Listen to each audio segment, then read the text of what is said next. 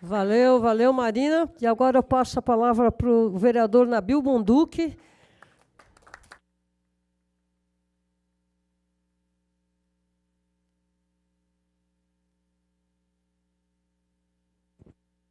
Eu vou falar daqui porque é mania de professor de falar de pé.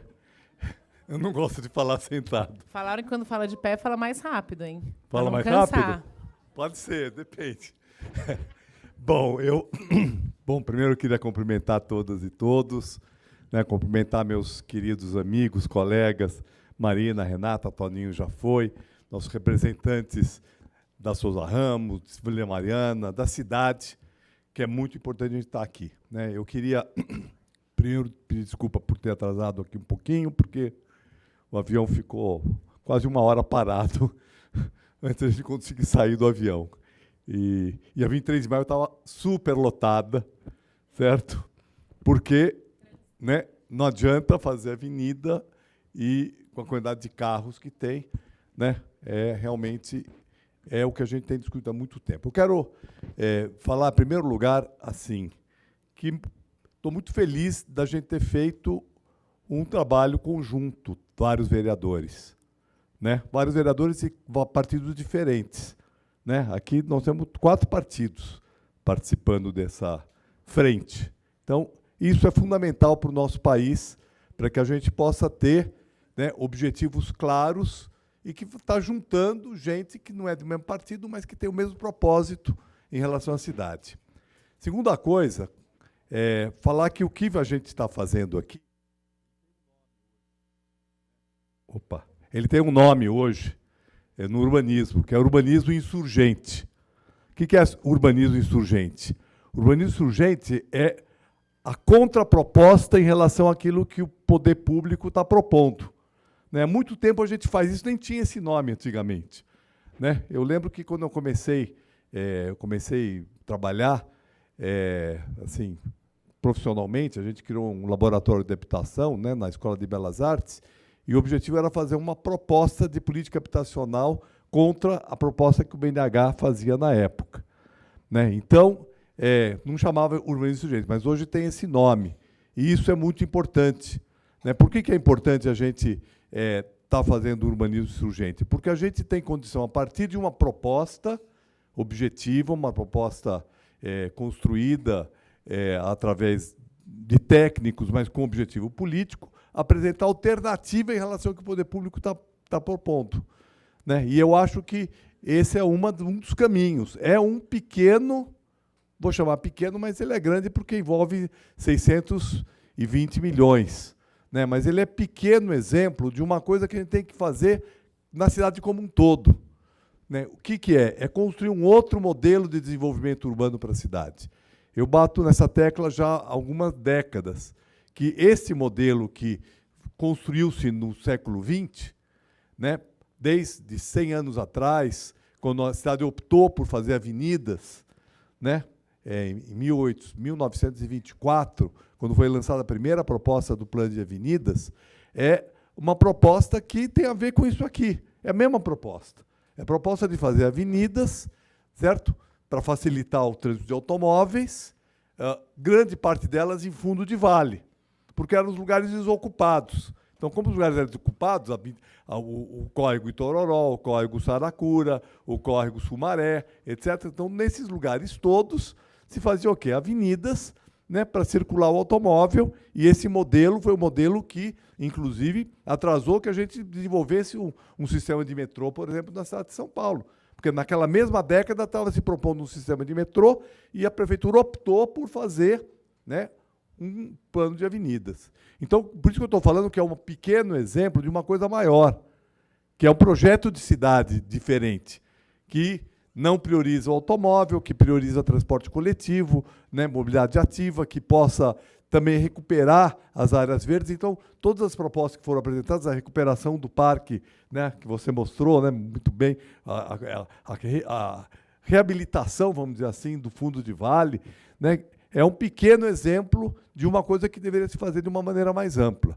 Né? Então, eu não vou aqui repetir vários argumentos que já foram falados aqui, por que essa obra ela é inadequada, mas a gente tem que fazer essa discussão no âmbito dessa estratégia, que é uma estratégia de pensar a cidade diferente. Por isso que essa obra, essa luta nossa, ela ganha uma outra dimensão, né? Ela tem uma dimensão local, vamos dizer assim, porque, né, não queremos que ali tenha uma obra, mas é uma luta que, se for bem sucedida, ela é uma luta contra um modelo de cidade, a favor de um novo modelo de cidades.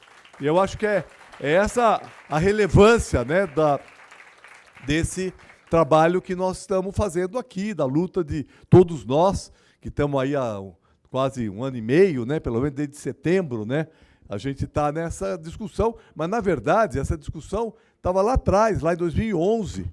Eu lembro de 2011, quando o Kassab apresentou essa obra, a gente já falava disso. Já falava que ela está em desacordo com o que o plano diretor propunha, né, portanto, ela não é uma... né, é uma coisa que já tem uma história. Agora, eu queria finalizar para dizer, bom, tudo bem, aqui está todo mundo de acordo, né, infelizmente não vieram os que são a favor, certo? Infelizmente, para a gente poder debater, para poder se contrapor, para poder... né, mas o que a gente precisava tirar daqui, que seria muito importante, quais são os pontos estratégicos para a gente inviabilizar essa obra? Eu acho que a questão do EIA-RIMA, né, talvez seja aquela que tenha mais argumentação concreta para que a gente pare essa intervenção, né? Porque realmente o EIA-RIMA ele não vale mais, ele não deveria valer mais. Portanto, quando, né, você usar um EIA-RIMA de 2009 ou 2010, não me lembro bem quanto é a data, mas é por ali, né? Para fazer uma obra em 2026, certo? Uma licitação, né, com tudo que a cidade mudou, realmente o EIA-RIMA teria que ser refeito. Então, a gente tem uma alternativa de trânsito, que, né, foi desenvolvida pelos nossos, né, companheiros, pelo Alexandre, pela equipe, né, do escritório deles, né, mas a gente tem uma coisa muito concreta, que é uma obra que foi licitada com um EIA-RIMA superado, né, e, claro, tem todos os argumentos que foram colocados aqui que vão somar isso. A remoção da Souza Ramos, a questão da APP, tudo isso são, né, um conjunto de questões, mas onde que isso tudo é considerado, né, numa avaliação ambiental estratégica, né, numa visão do todo. Como é que tudo isso se soma e que se discute se essa obra deve ou não ser feita pelo custo que ela tem, pelo benefício e pelo custo que ela tem e pelos prejuízos que ela vai trazer. Então, eu acho que a gente tem que encontrar outros caminhos, né? Eu acho que está no Ministério Público, mas o Ministério Público está com inquéritos, né, sobre esse negócio já há bastante tempo, né?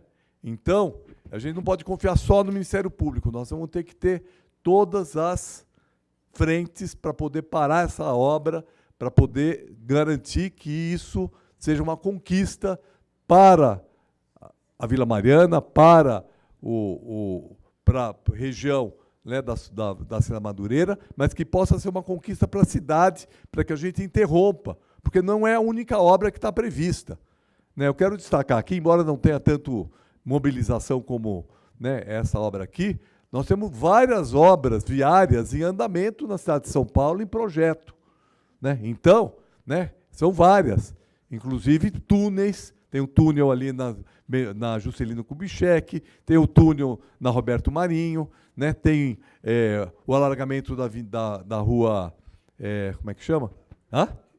Ribeirão Claro, tá certo? Que são várias obras viárias que vai somar, esses 622 milhões, vai somar alguns bilhões de reais para todas essas obras serem feitas. Só o túnel da Roberto Marinho é 2 bilhões e tal, uma coisa desse tipo. Então, nós vamos somar muito. Então, não é uma única questão, é uma frente, e essa eu não vou falar aqui tudo que já se falou da prefeitura, etc., não só da falta de transparência, da falta de democracia, mas de uma série de problemas contratuais que essa prefeitura tem e apresenta, e que são, né, que é outra frente, né, que nós temos que também avançar, que é mostrar tudo que está sendo feito de irregular, né, de contratação, contrato de emergência, contratos desnecessários, contratos superfaturados, valores superfaturados de produtos que são comprados. Em suma, é um escândalo, essa prefeitura é um escândalo que precisa ser denunciado, e essa obra é apenas um dos exemplos disso. Então, não ao túnel e vamos lutar para que ele realmente não aconteça. Obrigado, gente.